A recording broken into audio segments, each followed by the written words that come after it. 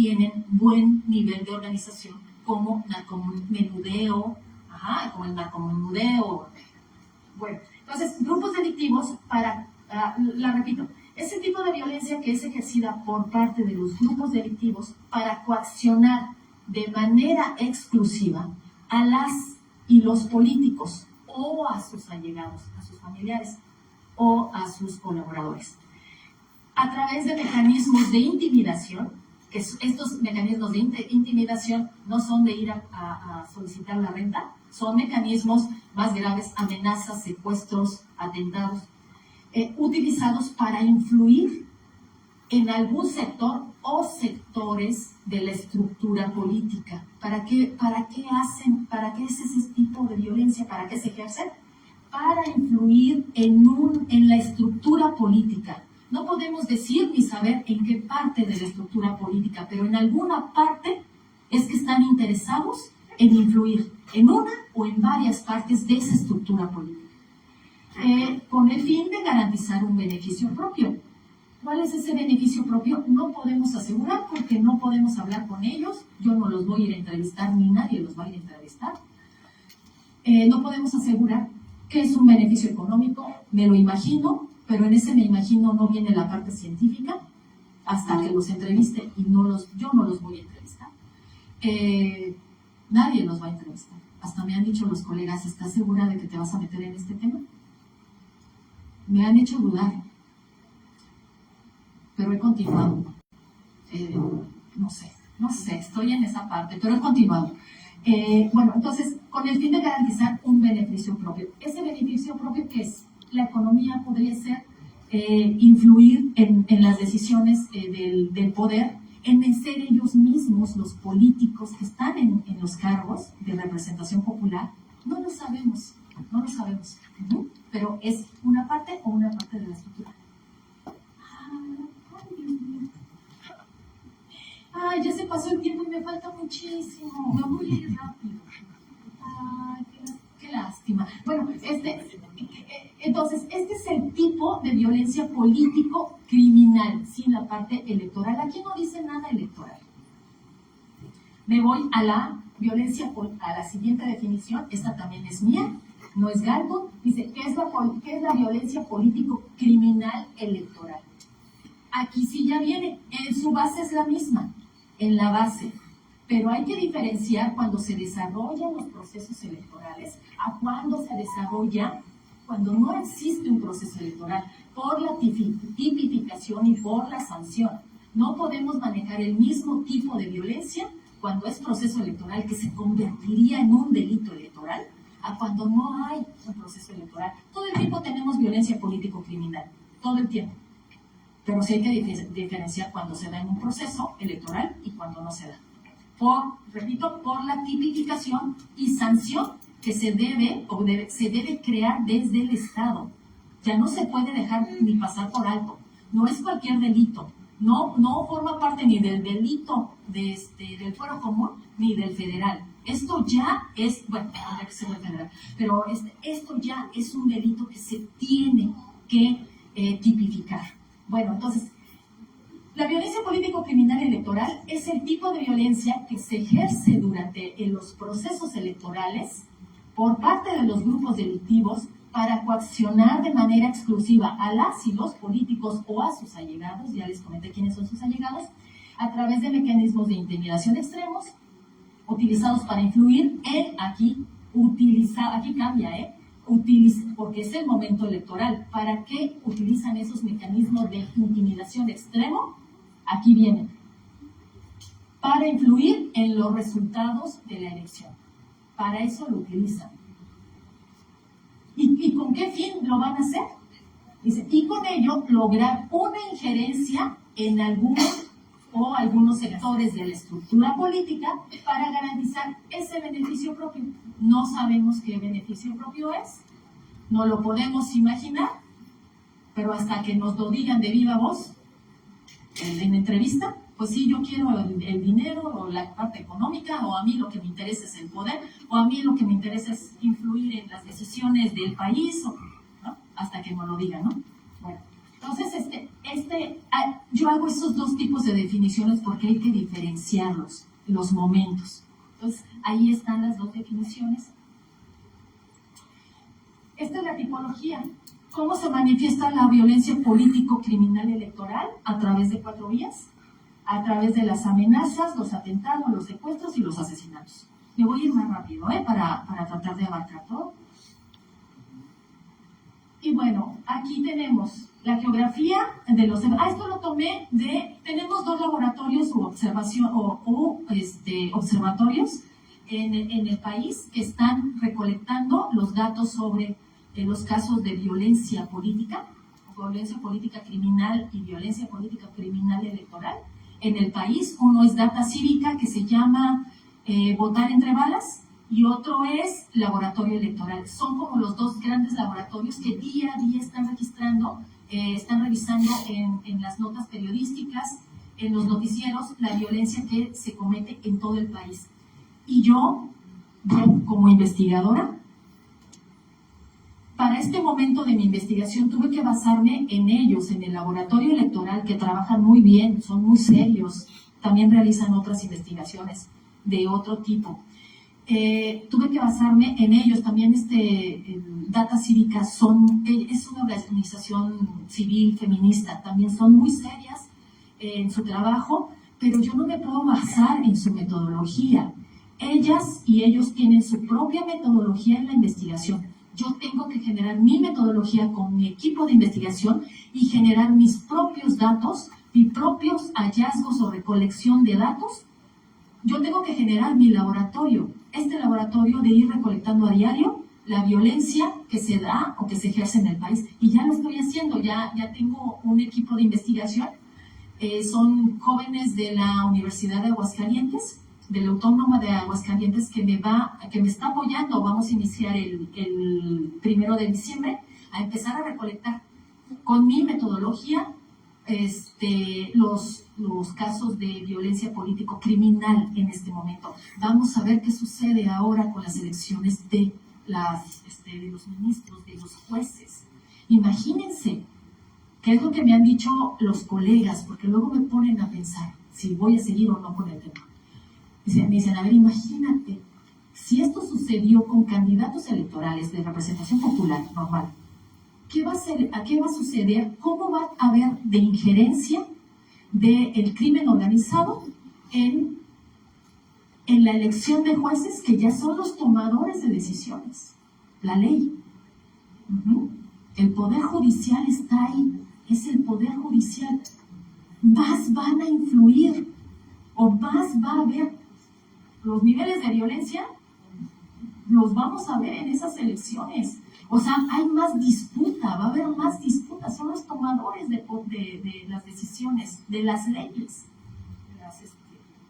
las sentencias, todo lo que implica el Poder Judicial. El Poder Judicial en 2025 va a estar a la mano de todos en esas elecciones, incluido en los grupos delictivos. Entonces sí está complicado para el siguiente año esas elecciones. Estos datos los tomé de Data Cívica, de Votar entre Balas. Así teníamos de 2018 a 2019, así se pintaba la violencia político-criminal, de esa manera, como en el centro del país. 2020 a 2021, si ven como el norte un poco se fue hacia allá la violencia, pero aquí hago la acotación. Igual 22, 23, 18, 2018 y 23, cómo se va pintando hacia el norte, hago la acotación. Por ejemplo, no es en el norte del país, por ejemplo, 2018, 2019, 2020, 2021, no es que no haya habido la injerencia del crimen organizado en esas zonas que nosotros estábamos acostumbrados, que el norte del país, ahí estaba el crimen organizado. Sí está, por supuesto que está, pero ya tienen controladas las elecciones, o sea, ya no hay violencia, ya no necesitan agredir a los candidatos, a las candidatas, ya está controlado. Ahora es controlar estas zonas que se están marcando. Ahora se están yendo hacia el centro y hacia el sur del país, que es lo grave. Ahora hay que controlar esa zona. De la mitad del país hacia arriba, controlado, vámonos a lo que sigue. Por eso las disputas. Está difícil, que sí es grave. Bueno. Distribución de las víctimas de violencia político-criminal por nivel de gobierno. Como podemos ver, el 77%, estas víctimas fueron a nivel municipal, la mayoría, pues nada más y nada menos que en la base del territorio. No se fueron a los niveles estatales ni federales, en el territorio, de a pie, los políticos de a pie, los que conocemos, los que toman las decisiones en la zona, en el territorio, ¿no? Los inmediatos. Ahí es donde la influencia del crimen organizado está en este momento, con un 77%. A nivel estatal, un 6% baja demasiado, 6%, y a nivel federal pueden ver cómo suben ese 17%, pero sube con los congresos locales, por ejemplo, con senadores de los estados y con diputados federales que provienen de los estados. Ahí es donde sube la tasa en el 17%, pero sobre todo está a nivel municipal. Datos de Data Cívica. Bien. Luego, y ya me voy rápido, lo prometo. La distribución de víctimas de violencia político-criminal por partido. Vemos cómo la mayoría de las víctimas provienen de Morena, de Morena, luego el PRI con el 19%, y así va bajando, ¿no? El PAN. Bueno, esto pues también tiene que ver con cómo el partido tiene más candidatos en las zonas, en los estados, tienen una mayor cantidad de candidatos. Bien. 18% otro. Voy a continuar. Aquí esto me voy rapidísimo, nada más, ya me voy rapidísimo. Los estados, esto estoy hablando ya de mujeres, estados donde las mujeres sufrieron violencia político-criminal electoral durante las elecciones de 2024. Son los datos de Data Cívica, votar entre balas y también laboratorio electoral. ¿Lo digo o no lo digo? Ahí están los datos. En primer lugar, ya vieron quién está. Bueno. Total fueron 49 casos. Luego, voy a cambiar la lámina.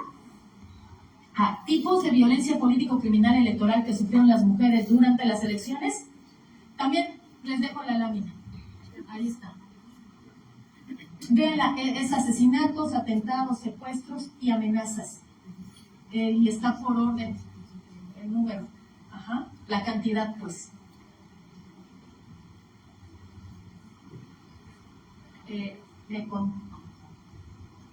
¿Me continúo? ¿Sí? A ver, están enmarcados en amarillos los que son más altos, los que tienen los niveles más altos. Continúo. Y ya, para finalizar las reflexiones. Bueno, la parte del país que más, la primera reflexión es que la parte del país que más registros presentó sobre violencia político-criminal electoral fue la zona del centro. Ahí sume Nayarit, no es el centro, pero está más pegadito al centro. Bueno, es Guanajuato, Michoacán, Estado de México, Morelos, Puebla, Veracruz, Guerrero, Oaxaca. Ahí está. Es donde más se presentó este nivel de violencia. El norte no, vuelvo a repetir, porque ya no es necesario. El norte está controlado. Siguiente reflexión. Esta lámina es la ejemplificación de este dato. Cómo estos estados son los que tienen mayor violencia político-criminal contra las mujeres. Ahí está en amarillo de 1 a 2 casos que se presentaron, de 3 a 4 casos en azulito, de más de 5 casos en rojo. Ahí están las zonas. Se puede ver cómo es el centro. Ahorita el centro es el asunto, el problema. Y esto es lo mismito. Hagan de cuenta que esta lámina es igualita para los hombres. No varía, entre hombres y mujeres. Ahorita estoy hablando de mujeres. No varía, es igualito para los hombres. El único estado que sale de ese conteo que les dije del centro es Veracruz. Ahí sí varía, hay casos de mujeres, pero no de hombres. Es el único que varía. Todos los demás son iguales y casi en los porcentajes igual. Entre hombres y mujeres, ahí está la problemática. ¿Continúo? Reflexión 2. Los estados donde se cometió violencia político-criminal electoral en su grado más alto, quiero decir homicidios, también fueron las entidades, es lo que les decía en este momento, donde los hombres sufrieron una mayor cantidad de violencia política-criminal electoral, o sea, tanto hombres y mujeres, son las mismas entidades. De igual manera, en su grado más alto, o sea, se manifestaron los homicidios en esas mismas zonas, ya sea hombre o sea mujer, no importa que sea hombre o sea mujer. Lo que puede indicar, esta es la reflexión, lo que puede indicar que estos asesinatos o estos delitos se cometieron no como el asunto de que hemos escuchado, violencia política en razón de género por el hecho de ser mujeres, ¿no? De que eres mujer, no vas a poder, no te doy el voto de confianza, lo vas a dejar el cargo por los hijos, porque tienes hijos, en este caso no. Seas hombre o seas mujer, se da el mismo delito por el hecho de ser políticos, por el hecho de estar en la candidatura o estar en el cargo político de representación popular. Es el cargo, no es la persona, no es el género, es el cargo. Quien sea hombre, sea mujer, no van a respetar si es una mujer. Mucho menos si es hombre, mucho menos si es hombre. Es el cargo, van por ese cargo, van por el cargo. Entonces no es por alguna cuestión de género, a diferencia de la violencia política en razón de género. Y por último, aquí es donde digo que se exceptúa a Veracruz. Ahí Veracruz sí presenta casos de violencia político-criminal contra mujeres en mayor medida que de hombres. Esta es la lámina que ejemplifica lo anterior. Estados que presentaron violencia político-criminal electoral contra las mujeres en su grado más alto durante las elecciones 2024 son 6 estados. Ahí están los nombres de los estados. Y lo puse por orden.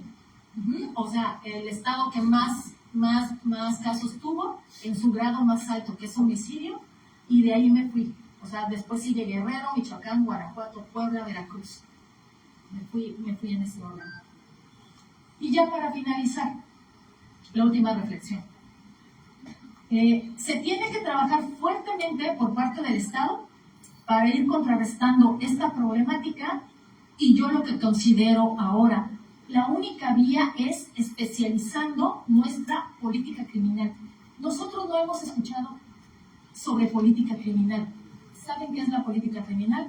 Es una rama del derecho que justamente aborda los delitos criminales en el país y se llama política criminal. Esta política criminal todos los gobiernos la desarrollan, en todos los sexenios se desarrolla, se echa a andar a principio de gobierno con una suerte de políticas públicas o de revisar la legislación, pero se llama política criminal.